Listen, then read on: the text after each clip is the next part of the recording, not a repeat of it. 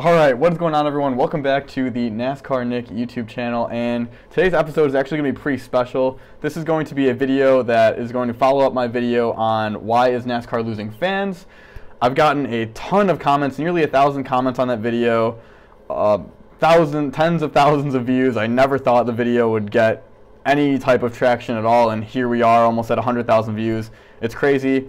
It's gotten a lot of likes. It's gotten also a lot of dislikes. So people are, of course, very opinionated, and I think that's great. I think that we're talking about it. So that's definitely a start, and we do need to get our favorite sport back on track. So I think this was great that I did get this much of a response from you guys, and we're going to go through the 7 things that I've actually taken from the comments that I didn't say in my video. I only said a couple things in my video, but that you guys actually said, and think that, where NASCAR is going wrong and where we could potentially fix it for the future and basically save our sport. So let's get into it. Okay, so one of the first topics that most people were kind of mentioning is the problem with the cars. Now, mainly people said remove the splitter, remove the side skirts, and overall just take away aerodependency from the cars. Basically, the theory here is that this will make the cars harder to drive and put the race more in the driver's hands instead of just having a really high downforce aero car that not anybody could drive, but makes it easier to drive, let's say, for a professional driver. And I think, absolutely, I think that's a great idea. I loved the, Gen 4 cars before all the splitters and stuff. So I think we do need to get back to something like that. Next, staying with the car theme, the loss of the stock car days, or the win on Sunday, sell on Monday type of NASCAR. That was from probably the 60s through, I guess you could say, like the 80s to maybe early 90s. And I think that's definitely a problem too. It creates kind of a relatability issue with manufacturers. So you're watching NASCAR and you're like, well, that car doesn't really look like, it doesn't look like anything, doesn't sound like anything, definitely doesn't drive like anything that a car would, like the Ford Fusion sitting at the lot down the block. So I think that definitely is a problem. I don't know how they would kind of get back to that, because they've been so far from that, and the cars do need to be obviously safe, going very fast speeds. But yeah, I agree that we need to get back to having some sort of stock car racing, because it just makes it more relatable to the fans. It brings back manufacturer loyalty, and it would bring back, I think, really a core group of fans back to the sport. So yeah, great point. Lastly, with the cars, there was also a mention of, are the cars too safe? Are the safer barriers, is that too safe? And it kind of takes away the risk in racing. Now, this I'm not totally sure I agree with, because I think there definitely has to be safety, obviously. Otherwise, I mean, personally, I wouldn't want to watch it. I don't want to see people getting hurt or anything like that. So I think the safety aspect of it, that's a really weak argument. Only a few people really mentioned it, but I personally think that's a weak argument. I like the aspect that it's safe and that drivers can feel comfortable in their cars and race hard without too much of a consequence. Obviously, Eric Almirola last year at Kansas was an exception, and Kyle Busch 2015, stuff like that will happen, but those are very minor injuries compared to potentially what they could have been had the cars and safer barriers not been as safe or protected as they are today. Moving on to topic number 2 that you guys mentioned, and that is the rule and format changes. Now, this I totally agree with. First, I want to say, I didn't see this in the comments, but this is my own take on it. I think it makes it hard to compare past champions and past season performances. I mean, you take Martin Truex Jr. from last year. Obviously, he would have won under any format, but my favorite driver, Jimmy Johnson, he would only have 3 championships under the full point system that goes from race 1 to race 36. And Jeff Gordon would be a 7-time champion. Carl Edwards would have 2 titles. Kevin Harvick would have 2 titles. Kyle and Kurt Busch wouldn't have one. So yeah, no, I absolutely agree with that as well. I would be totally fine with Jimmy Johnson only having 3 titles, and Jeff Gordon having 7. I think that would be great. And again, it makes it nearly impossible to compare. I know obviously the cars and the tracks have changed and stuff like that, but just as far as points goes and how we crown a champion, I think it's changed way too much. The elimination format to me is a joke, and I think to a lot of you, Eb, it's a joke as well. as far as reading the comments. So I think that needs to go away. I thought the chase was okay. Obviously, I grew up in kind of the chase era. So, you know, growing up, I was like, all right, yeah, this kind of makes sense. But now that I'm a little older, I realize that, you know what, that doesn't even make that much sense. So I agree, we should go back to full season points. Whoever has whoever has done the best over the entire season should win the championship. You know, that makes sense. This is racing. This isn't a stick and ball sport. Playoffs do not make sense in a racing format. So agree with you guys there. Also, it's confusing to keep up with the point system. Now we have all the the stage racing and stuff like that. It just doesn't make any sense anymore. Races shouldn't have stages, especially the premier oval racing series in the world, I think. So let's see, what else do I have here? And then some people mention, like the head of NASCAR, such as Mike Helton, Brian France, trying to cater to the younger crowd, bringing in Monster Energy. Not that I don't know if they had too much choice with that, because obviously the fan base is dwindling, which is the whole point of this video, is what we're talking about. But yeah, I think that's obviously a mistake. They did the chase in 2004, then they, keep up making, again, this goes back to the rule changes and stuff. They're just changing way too many things. I totally agree. The stages, I wrote down the points thing, like the whole messing around with the pit stops, like why, what was the point of that?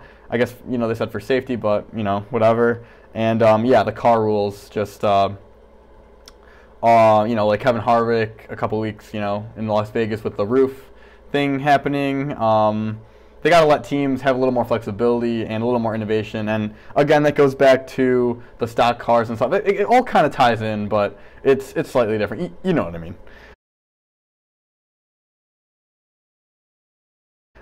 So that brings us to our third topic that everyone was talking about, which is the TV networks. And I totally agree with this one.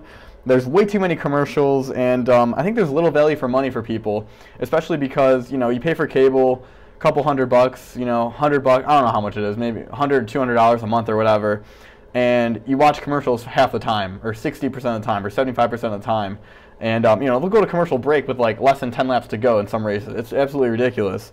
And someone wrote the Daytona 500 this year. I totally agree. I mean, the Daytona 500 this year was terrible to watch on Fox, and that totally needs to be changed. It definitely does need to go back to the, I guess, the free channels, or like the standard channels, so everyone can watch it, and it's it's available to many more people. And I totally, I agree. I mean, I think I've said that 100 times already this video, and we're not even probably not even halfway done yet. But yeah, there needs to be less commercials. It needs to not be on cable, so more people can watch it. And cable's just, again, super expensive, and it's not worth it for people that are like, why would I do this when I can put that money towards something else? So bottom line, it needs to go back to the free channels. Alright, so the fourth topic that everyone's talking about are the ticket prices. It's way too expensive to go to a race. Now, I haven't been to a race, a big race, I guess I could say, in a little while, so I don't really know exactly what the ticket prices are, but I think they're around $150, maybe $200 for like good seats. Obviously, I think you can get like $70, $80 seats, which again, still expensive. But yeah, I mean, the ticket prices are definitely really high. And I want to make a quick note here, actually. So I go to a lot of NHRA events. There's one, every year by where I live. I'm in the Chicagoland area. And, it's $55, it's $55, $60, whatever. And you get to go and you get to walk around the pits. You get to, like, get stuff signed. It's just it's a much more immersive experience than NASCAR, where you have to buy the ticket to sit there. And also, I've never done this, but obviously you can buy the pit passes to go and look down pit road and go in like the garage pass or whatever. I don't know how much that stuff is, but I'm guessing it's at least $50 or $60 each more on top of the ticket price. So now you're looking at maybe $300 per person if you're doing all three of those things, getting your seat, getting the garage pass and the pit pass or whatever. And that is absolutely ridiculous. $300 for that is kind of unthinkable and unbelievable. And especially when you look at the value that the NHRA gives you, that is, $55, $60. You get the, the whole day, obviously, and you can go in the pits and stuff. And I think that's obviously really great. So that definitely needs to change. Again, we're just talking about what needs to be done. We're not talking about how to do it. But that's definitely something that needs to be addressed in the future. And actually kind of going off of that, personally, I find myself getting more into NHRA because they haven't been changing the rules and they haven't been jacking up the ticket prices and all that other stuff. And it's just a consistent thing. You can compare champions and winners years and years and decades past, and they don't change everything, so it just makes more sense to me. But moving on from that and going on to our next topic. So the fifth topic would be the track selection. A lot of people have been saying, stop repaving the old tracks that provide good racing. Thank God they didn't repave Atlanta. I mean, the race was still like, but at least there was a lot of tire fall off, and that created like a lot of strategy differences and stuff. So I like that aspect of it. I have Bristol down here. I know they changed that like a long time ago now, but that used to be a great track that people looked forward to watching and even going to. And now it's, not nearly as exciting as it was because it's like 2 grooves, and the whole point of Bristol was 1 groove. We had to like bump each other out of the way and stuff. So that's gone. They did Charlotte, again now a long time ago, but that again used to be more like Atlanta, where it had a lot of, it was more abrasive and there was more tire fall off. And I put Atlanta down here. They're probably going to repave it soon. Again, I don't want them to, but it's probably going to happen, And then you can look at Kansas. Talladega, they probably had to repave Talladega, and then Daytona, they obviously did because the 2010 500 we had a hole in the track, so they had to do that. But yeah, I think they should, if they can make it work, stop repaving old tracks, because that takes away the character of the track, and the racing product diminishes greatly when the track is repaved, especially with the new asphalt technology they're using. It just lasts forever and it doesn't age, until like maybe 10 years later. So definitely something that NASCAR needs to consider. Second point with the tracks is we need to go to different tracks. A lot of people are saying, short tracks provide the best racing. Martinsville is a great race to watch usually, and again, I would agree with you. I used to really like the cookie cutter tracks because, again, they were more like Atlanta. They were more abrasive. I like seeing the cars kind of like slide around. I think back to Jeff Gordon and Jimmy Johnson battling in 2011, or really any Atlanta battle. I mean, they're all pretty good. But yeah, I think definitely get rid of some of the cookie cutter tracks and go back to older tracks. I'm not going to name them. You guys that are, have been fans longer than I have know the tracks that you would like to see NASCAR run on. But we definitely need to go back to more to the roots and more to the shorter tracks where NASCAR was really born. So topic number 6, this is these last 2 are really iffy, especially the last one. But topic number 6 is Toyota. Toyota being in the sport, is that a problem? Is that detrimental to NASCAR? Personally, as much as I am a fan of American auto manufacturers, and NASCAR absolutely is an American sport, I don't really think it's detrimental to NASCAR. I think NASCAR, in general, should have more manufacturers. I would like to see Dodge come back in. It'd be cool if maybe, I don't know, I'm trying to think, maybe Chrysler came in or something. Pontiac, I wish, was still around, and they had stayed in, of course, but that didn't work out. I don't really think Toyota is that bad for NASCAR. Do I like them in NASCAR? I guess I'd have to say no, because they're not an American company, though they do produce their Camrys in America, in, I believe it's Kansas, if I'm not mistaken. Someone maybe can correct me in the comments. But yeah, I don't think it's that big of a deal. Some people really hate them in NASCAR. Some people don't care. I'm on more of the fence of I don't really care. So yeah, that's kind of all I have to say about that. It's more of a, subjective type thing.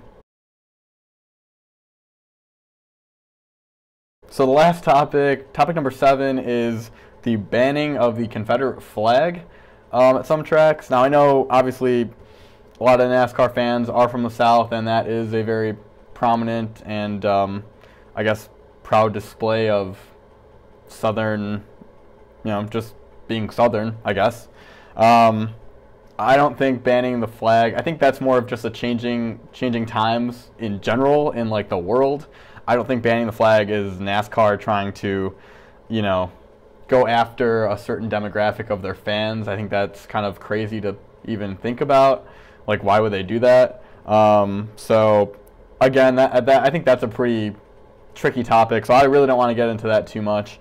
But in conclusion for that, I do not think that's really a huge problem, is banning the Confederate flag. Again, more of a, subjective thing. You either hate that they did it or you just don't care. Again, I'm on the side of I don't really care that much. So with that, guys, that's really it. I want to say again, just thank you guys so much for, again, nearly 1,000 comments on my video, Why is NASCAR Losing Fans? The Real Story. Didn't expect it to blow up that much. That was really cool to see, and I just wanted to make this video to kind of respond to my own video and respond to a lot of you guys and put out there some of the things that I think are really important that you guys mentioned that I didn't mention. And I think this is a great start to looking at the real problems of NASCAR today and where can we go to save the sport that we all really enjoy and really love. So with that, guys, that's going to be it for this video. If you guys like this video, please hit that like button. That really helps me out. Hopefully it gets a little better ratio than the first video. And if you loved this video, consider subscribing. Also, on kind of that note, thank you guys so much for 200 subscribers. That's absolutely crazy. I, again, never really expected that. And it's really just that one video. I do have other videos, so I suggest you go check those out on my channel if you haven't already. But that's really cool to be able to see the support in the community and see that at least some of you guys agree with me in what I'm saying. And anyway, I just really appreciate that. I think that's awesome. 200 subs, like, really, really cool. So we're going to keep it going, guys, and hope you guys are having a great day, having a great night whenever you're watching this video, and I will catch you guys in the next one.